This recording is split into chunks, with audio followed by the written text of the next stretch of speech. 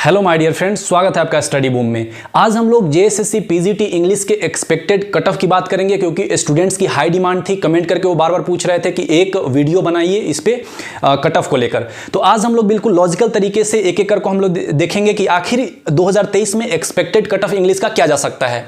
देखिए, अगर मैं बात करूं 2017 को लेकर, सबसे पहले इसको देख लीजिए। तो जनरल का जो कट ऑफ गया था 232 नंबर कट ऑफ गया था। ये नॉर्मलाइज्ड स्कोर नहीं था, इस चीज को ध्यान में रखिएगा। हो सकता है एक ही दिन पेपर इसका हुआ हो, इसीलिए ये नॉर्मलाइज्ड स्कोर नहीं था। जिसका जितना जितना नंबर है उसी पर डायरेक्ट कट ऑफ उठा लिया गया। तो 232 नंबर यानी 116 क्वेश्चन सॉल्व किया होगा, यहां से कट ऑफ उठाना जनरल से स्टार्ट हुआ। BC1 का 218 पे उठ गया, BC2 का 210। ये इधर जो लिखे हुए हैं ये क्वेश्चंस हैं, इतने क्वेश्चन सॉल्व किया, प्रत्येक क्वेश्चन 2 नंबर का, तो 232 ये नंबर्स दिए हुए हैं यहां पे। तो ये आप लोग देख सकते हैं। SC का 186, ST का 172, अगर दृष्टि दोष 6 की बात करें तो 152 नंबर, मूक बधिर DD की बात करें तो 162 नंबर, और चल नहीं सकता यानी PCCP की बात करें तो 214 नंबर। और उसके बाद जो यहाँ पर झारखंड में ऑलरेडी जो TGT के माध्यम से जो यहाँ पर 9th में जो सरकारी जो जॉब कर रहे हैं, तो उनके भी अलग अलग कट ऑफ दिया हुआ है। मतलब उनका कट ऑफ की बात करें तो ये मान लीजिए 150 जनरल का मान लीजिए, जो ऑलरेडी यहाँ पर जॉब कर रहे हैं 10th लेवल पे TGT को लेकर। और जो अनुसूचित जनजातियों का बात करें तो वही 140 नंबर। इसी के आधार पर आप लोग देख सकते हैं इतना ही कट ऑफ उनका गया था 2017 में। अगर 2023 की अगर बात की जाए तो सबसे पहले आप नीचे यहां पर आपको दिख रहा होगा कि सीट कितना है टोटल, ठीक है, वैकेंट सीट कितना है।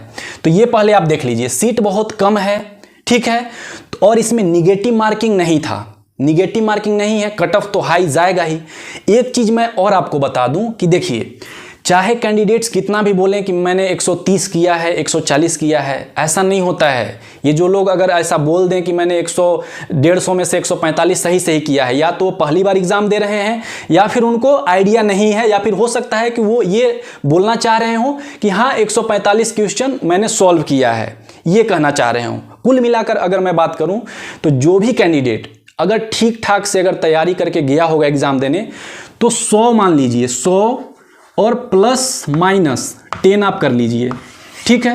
100 प्लस माइनस 10, इसको आप थोड़ा बहुत बढ़ा भी सकते हैं, 5-10 नंबर आप इधर उधर कर सकते हैं। यानी कि 90 से लेकर 110 अगर मैं बात करूं तो इतना क्वेश्चन कोई अच्छे से सॉल्व कर सकता है बिल्कुल, अगर जिसने भी ठीक ढंग से प्रिपरेशन किया होगा तो इतना कर सकता है। मान लीजिए जिसने 90 क्वेश्चन सॉल्व किया, 150 में से 90 क्वेश्चन सॉल्व किया, अब उसको तुक्का लगाना है, 60 क्वेश्चन पर तुक्का लगाना है। 9 6 15 150 हो गया, तो 60 क्वेश्चन पे तुक्का मारना है, मतलब गेस वगैरह करके मारना है।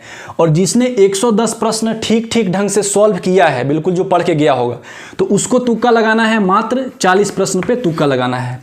तो देखिए यहाँ पर जो गेस होगा ना, हो सकता है जो 60 प्रश्न पे तुक्का लगाए वह कुछ ज़्यादा उसका गेस वर्क सही हो जाए, और इससे ज़्यादा मार्क्स वो ले आ सकता है। हो सकता है, ऐसा होता भी है, ठीक है, क्योंकि निगेटिव मार्किंग नहीं है। तो इसलिए मैं बता रहा हूं कि मूल रूप से 100, 110 और 90 से 110 के बीच में ही लोग सॉल्व करते हैं, जिसने भी अच्छे से पढ़ाई किया हो, और बाकी गेस वगैरह चलता है, ठीक है। एक चीज 2023 का अगर बात करें तो इसमें आपका कट ऑफ आएगा नॉर्मलाइज्ड कट ऑफ आएगा, जो स्कोर आएगा नॉर्मलाइज्ड आएगा।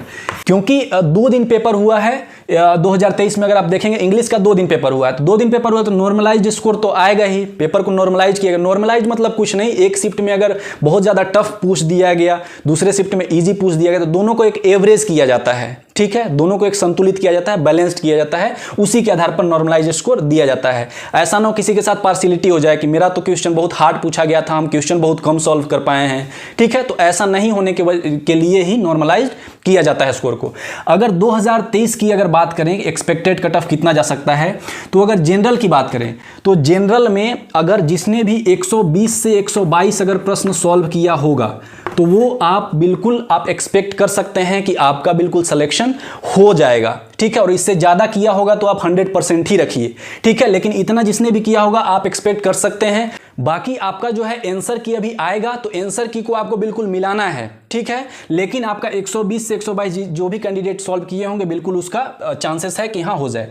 BC1 की अगर बात की जाए तो BC1 में जिसने भी 115 क्वेश्चन जिसने भी सॉल्व किया होगा उसका बिल्कुल चांस है कि हाँ इसमें हो जाएगा, ये कट ऑफ जा सकता है। BC2 की अगर बात करें तो BC2 में 110 आप एकदम लेकर चलिए कि 110 अगर आप सॉल्व किए होंगे बिल्कुल आंसर की आप मिला लीजिएगा तो आपका बिल्कुल चांसेस है।